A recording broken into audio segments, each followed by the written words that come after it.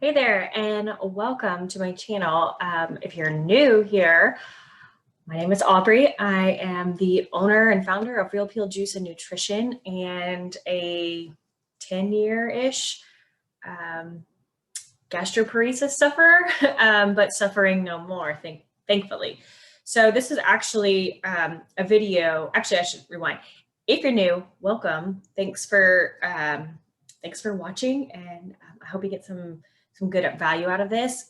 I think this is going to be a really important video. It's one I've been wanting to do for a long time, and I kind of just going to hop right into it because it's important.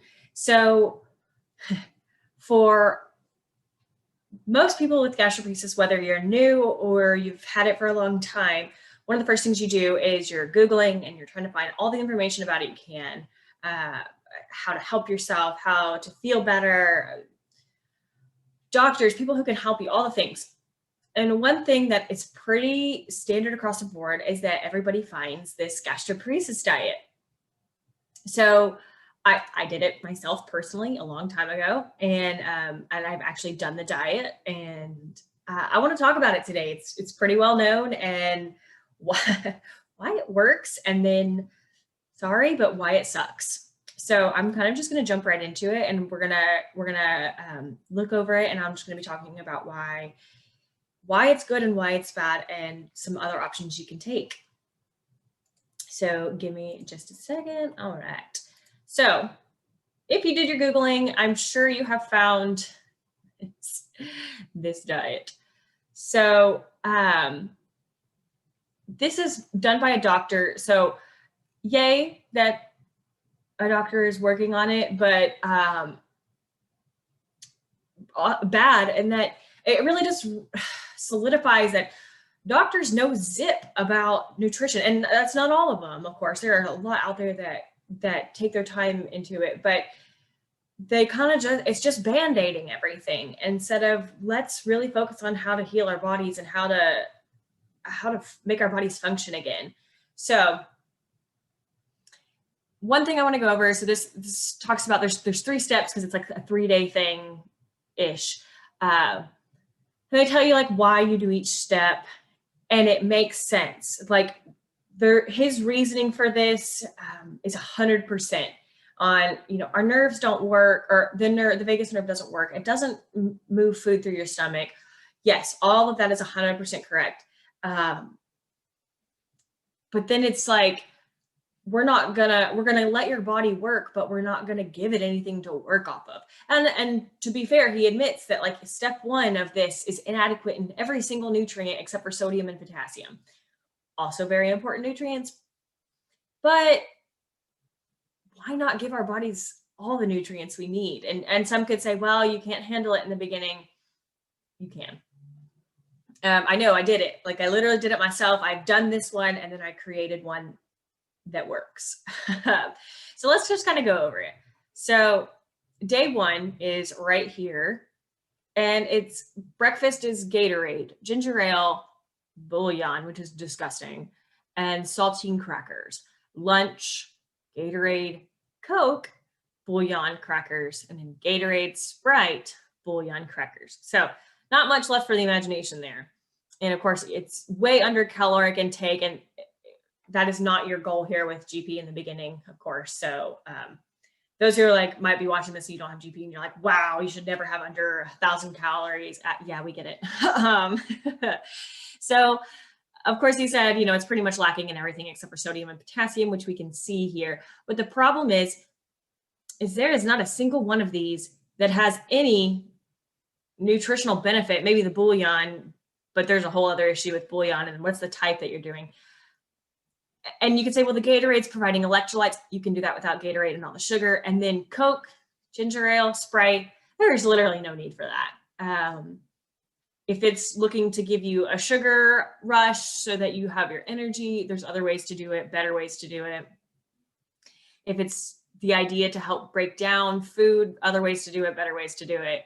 This is literally nutritionally bad for you. I mean, it is just, I've never, ever told one of my clients to drink a Coke to feel better. And there is a kind of a whole tale out there with GP of Drink Coke because it helps break down food. And yes, but no. And then crackers, it's not necessary. So that's day one. And they give you this whole like avoid all these foods, and then step 2, avoid all these foods, but you can have these foods. And you'll see the trend here is low fat, low fiber, low nutritional value.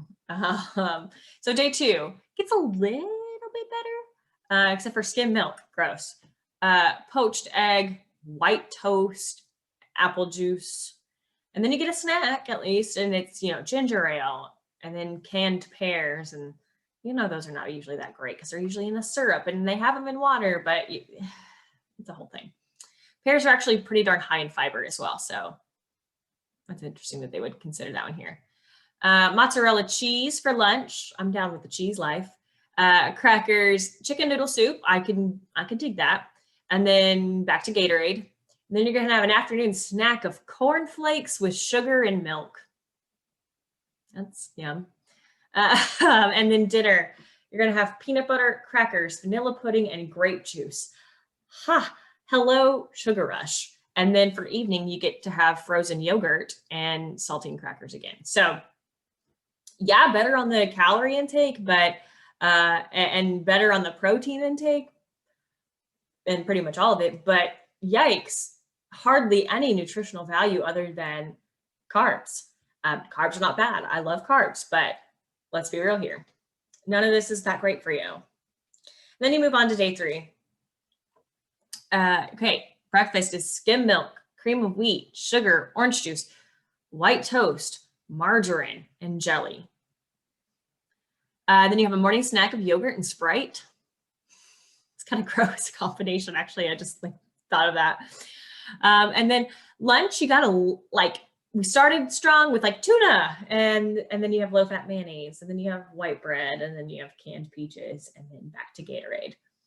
And then your afternoon snack, you have pudding and ginger ale. Again, a really kind of gross combination. And then dinner, I don't hate this as much. Baked chicken, cool. White rice, I'm down with it. Cooked beets, sure, if you like them. Dinner roll, skim milk, margarine. We just kind of downhill. And then an evening snack, you're going to have milk and pretzels. So some might say, well, I can barely handle any of this. And I get it, y'all. I've been here. I've literally done this meal and this plan because I wanted to see, does it work? And it did. It worked, but I didn't feel better. It worked in the sense that my stomach wasn't just in pain all of the time. Why? Because you're giving yourself easy to digest things. All this is super easy to digest with the exception of day 3 is where you get a little bit tough. But day 3, you're giving yourself options that are honestly just not great. Breakfast is full of sugar. All your snacks are full of sugar. And then sugar will make your stomach feel worse. You can digest it easier. It's a known thing with GP that you can digest sugar so much easier because it's faster to burn and your body doesn't have to do as much work for it. And so people think, well, I would love to just eat fruits and vegetables, but it's hard. You're right, because there's the fiber in it. But you can definitely get there. So I created a free, I give it away on my website. So of course I'm going to give it away here too. Healing, I call it my healing guide. It's a 3-day. It follows this process because I like this process. I just don't like the options in it. So I'm going to go over it a little bit and then I'll tell you how you can get your hands on it and how to do it exactly. So I have I call it a healing cleanse because it's kind of like I started my business with juicing, and so we have juice cleanses. I'm not the world's biggest fan of juice cleanses. I still offer them for other things, and they have their place in this world. So I call it a healing cleanse because it kind of matched what I was doing.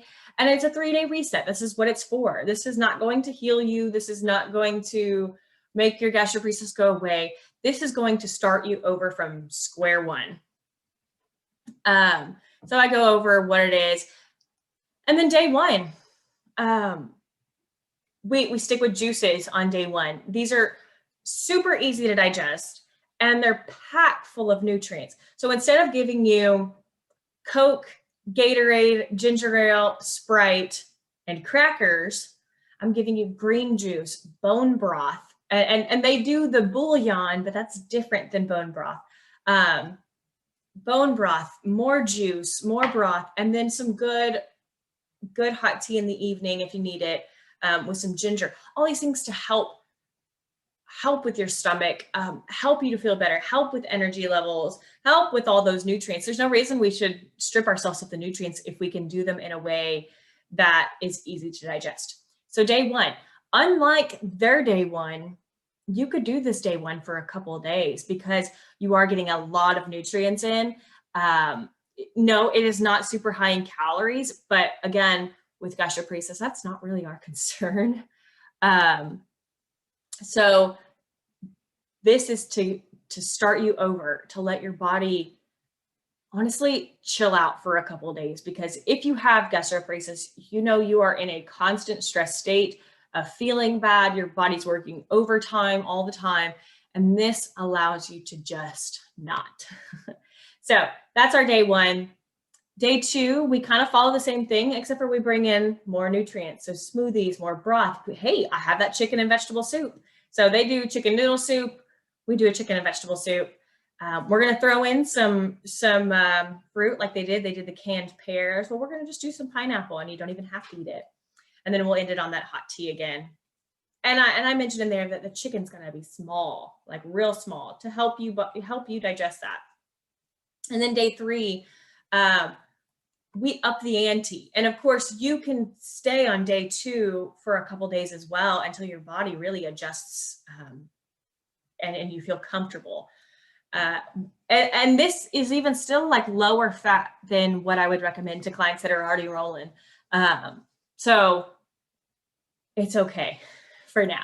So you're going to do some eggs, and then we're going to do some greens, and then we're going to have a smoothie again to help you relax. And then we're going to have some fish to finish it off for dinner. So this follows the same path as the other plan. It just is actually nutritionally beneficial for you. So I give you all the recipes, and then we talk about it. And that's kind of it. I wanted to compare these two for you guys because this is so popular, but it does nothing for your body. And then it doesn't teach you what you can and can't eat afterwards. Like white toast and crackers, like you're not going to live off of that forever. And it's not going to give you much of anything. But the healing guide that I have does, like, you can really survive. I know personally, I did it. I've survived off of juicing and smoothies and some of these things for months on end when I was really getting my healing going, because I had to do something. So that's kind of that. I wanted to go over it with you guys because I get a lot of people that ask me about it, say, well, what do you feel about this thing I could try? And I have to be honest with them. Personally, this is not something that I would recommend to clients to do. I say, here, just try this instead, try the guide instead. And many times where people have signed up for it and they've gotten the guide, and then they email me later after they've done it for a couple of weeks, and they're like, wow, I'm feeling much better already. So you can totally do that, and make a really big difference in how you feel in your healing. So anyways, this is something I've just been wanting to get off my chest for a long time. Honestly, probably for like a year and a half. I wrote it down forever ago of like, I wanted to do this comparison video. I just never got around to it. So I hope that this was helpful for you. And I hope to do more videos like this with different things that is put out by the industry and about gastroparesis, and when I agree with them and when I don't agree with them. And remember this, I'm not a doctor. I don't, my word's not gospel. This is my process and my process for clients, and it works. It's worked a lot. And it's worked personally. I've been there, been in your shoes. I've done the work. I've done all these things. I have the gastroparesis books, the cookbooks. I've got it all. So maybe we'll go over some of that later. But I hope this was helpful if you've looked at this and wondered, why is this the way it is? Or you're searching, or you're new to gastroparesis and you're wondering, what the heck can I do? I would be happy to give that guide away. I give it away for free on my website, like I said, but I'm just going to put a link below so that you can grab it from here as well, and you can start on it. And when you do grab it, I actually end up sending you some other tips on how to go through the guide properly, and how to get the most out of it. So If this was helpful, let me know. And otherwise, I'll see y'all on another video. All right, bye.